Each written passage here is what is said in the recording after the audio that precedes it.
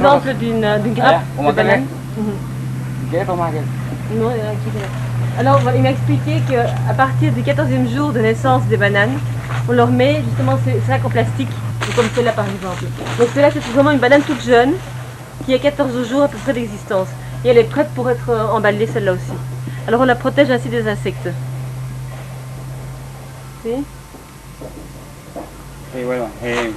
Au haut du sac, il y a une espèce de ruban brun. Chaque semaine, sur tous les sacs, ils changent les rubans, parce que chaque semaine a son coloris. Ils savent par exemple qu'après 70 jours, alors la banane est prête pour l'enlever, pour la couper et pour l'exportation. Mais comme elles ont chaque fois des jours différents, des semaines différentes de pousses, alors forcément pour les reconnaître, pour savoir, elles ont des rubans de différentes couleurs. Alors, par exemple, celle-là avec les rubans bleus, elles ont à peu près 50 à 55 jours de naissance en fait, de pousses. Par exemple, tu vois ici, j'ai demandé que quand on allait enlever ces bananes, qui sont bientôt, par exemple celle-là dans 10 à 15 jours, on va les enlever. J'ai combien de temps ça prenait pour que ça repousse? Il dit ben voilà, on a notre pousse qui commence à pousser, qui a déjà 5 mois. Entonces, ¿cuánto falta para que empiece a crecer los bananos? No, él a los 4 o 5 meses sí. Ya está parido. Sí. Bota una gota como... Sí, venga, la pousse qu'on voit là-haut, ça c'est le commencement en fait de la grappe de banane en fait. Donc tu vois maintenant en général les bananiers qui sont déjà prêts à la pousse, ils sont obligés d'avoir un support. Parce que souvent avec les vents, il y a beaucoup de vent ici, ils penchent tout à fait, ils pourraient perdre le fruit alors aussi. Donc en général, tout arbre qui arrive à maduration, avec les bananes doit avoir son support. Il dit bon, il y en a très peu pour le moment parce que... Mais on voit celui-là, celui-là. Pour le soutenir du vent aussi. Porque si no, ¿qué pasa si no tienen ese puntal? Porque él pesa mucho, entonces la mata no puede con él. Ah, claro. Parce que le poids de la grappe est très lourde en fait. Et alors en fait, le bananier tombe avec tout. Et il empêche donc la continuation de la pousse. En blanc. Alors en fait, celles-là, elles sont prêtes pour être emballées. Et elle a 21 jours de naissance en fait, celle-là. Donc on voit comme ça a déjà poussé, hein, comme on l'a vu dans l'arbre. Et après 21 jours, ça se trouve déjà comme ça. Et quand on a mis le ruban, ça veut dire qu'on doit les emballer. Maintenant, il regarde le ruban, qui est dans un certain maturation. Il va calibrer en fait le fruit, pour voir s'il a la mesure qu'il faut pour l'exportation. Parce qu'il doit avoir une mesure différente, soit si c'est pour les États-Unis ou soit si c'est pour l'Europe. Parce qu'il faut compter que pour l'Europe, c'est pratiquement 1 mois de trajet. Donc il faut que le fruit soit plus petit et moins mûr. Alors il m'a aussi expliqué tout à l'heure que le sac, non seulement pour protéger des insectes, sert aussi pour l'aider à avoir un coloris vert clair. Parce que si on ne mettait pas le sac, par exemple, le soleil brûlerait la peau de la banane. Brûlerait la peau de la banane et elle serait brûlée tout à fait. Donc celles-là, elles ont été calibrées, elles sont bonnes pour l'exportation. Si il est possible, par exemple, qu'après 70 jours, la banane n'est pas arrivée à un bon calibrage, donc on la laisse 7 jours en plus. C'est toujours de 7 jours en 7 jours. Alors il m'expliquait aussi que par exemple la plante de banane a besoin de 5 litres d'eau par jour. Alors quand il ne pleut pas, ils sont obligés, soit si c'est un arrosage artificiel, donc le petit jet, il faut faire ça toute la journée. Il enlève les feuilles. Après le calibrage, on enlève les feuilles pour pouvoir le...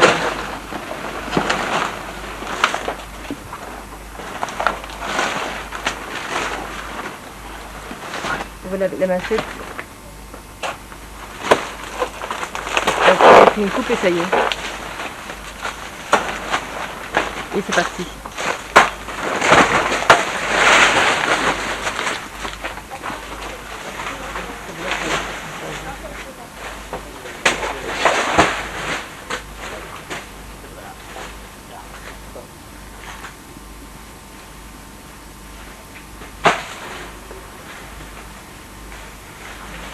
Pour le chemin des bananes et on va voir jusqu'à la salle d'abattage, de l'abattoir. On va le faire.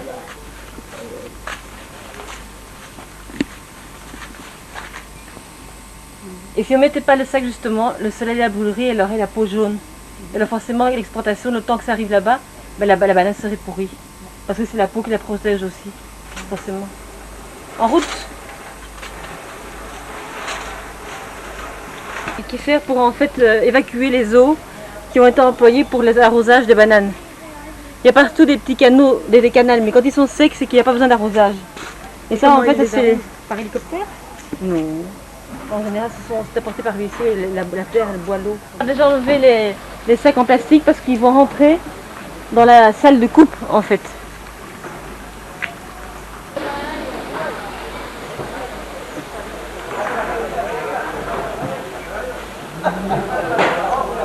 Qui sont accrochés, on les met dans le bac à eau pour les nettoyer. Comme on les voit faire là, petit à petit, avec un couteau, on les coupe pour les passer sur notre bac. Et puis bon, si c'est des mauvaises, à ce moment-là, on les jette.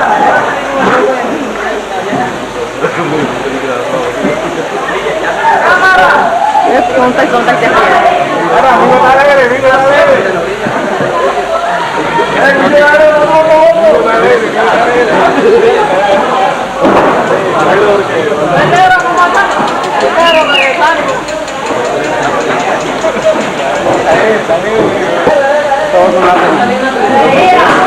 Esto lo meten aquí para que él dure 15 minutos para que se lave.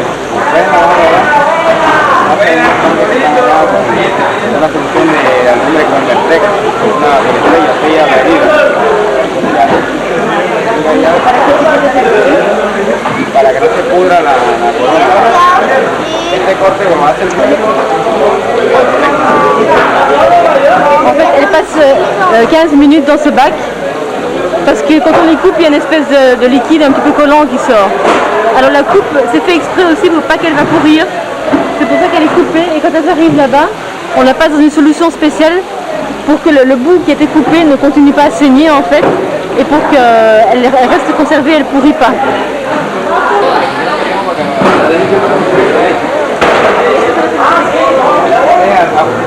alumbre, agua de alumbre con...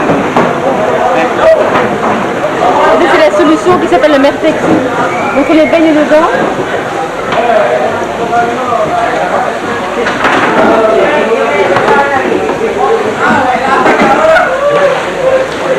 On les baigne dedans, on les passe dans les bacs.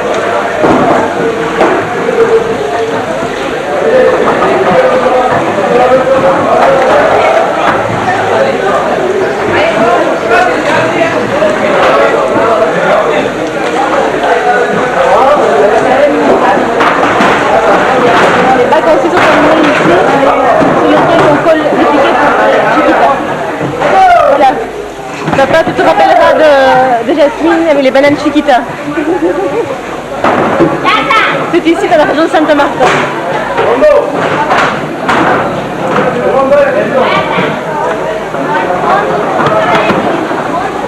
Alors on va voir là-dessus.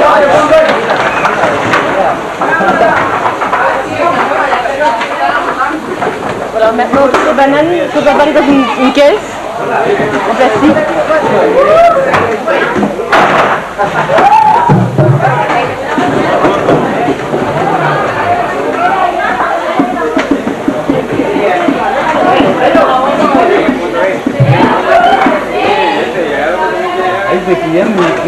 ¡Ey, que tienen fondo para acá, para este lado!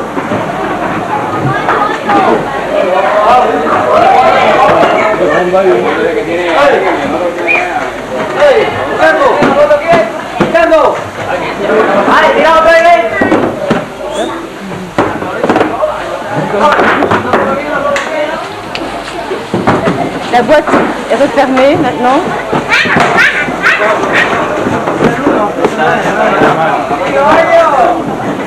On continue le chemin.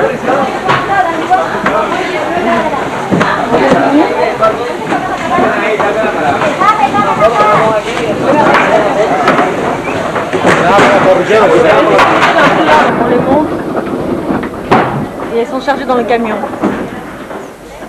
Et le camion ne vient pas Santa Marta, pas la Puerto.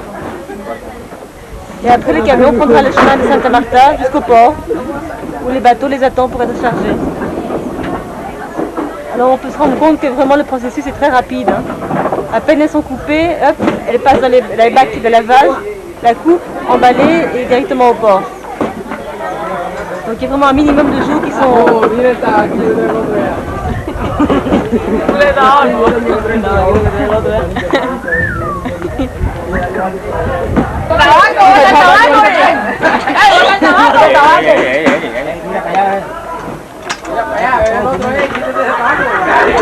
Toutes les boîtes vides.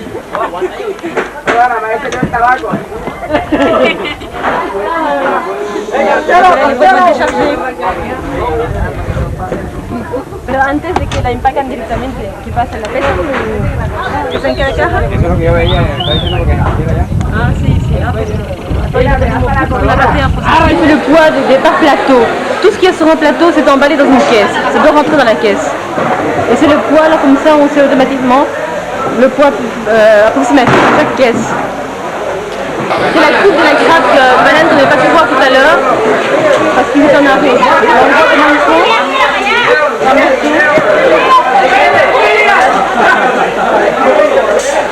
morceau.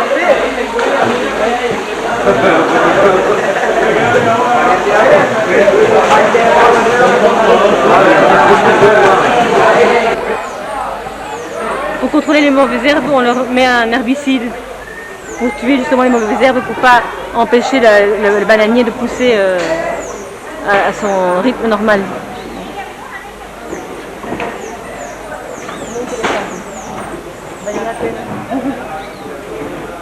La golondrina. Alors ce monsieur-là, c'est le superviseur de la zone. Alors lui, en fait, il surveille tout, que tout le processus soit en ordre, que les travailleurs travaillent comme ils doivent travailler. C'est ça. Alors maintenant, on n'aura plus qu'à le remercier de nous avoir fait faire le tour et à s'en aller de la ferme. On a vu le plus intéressant.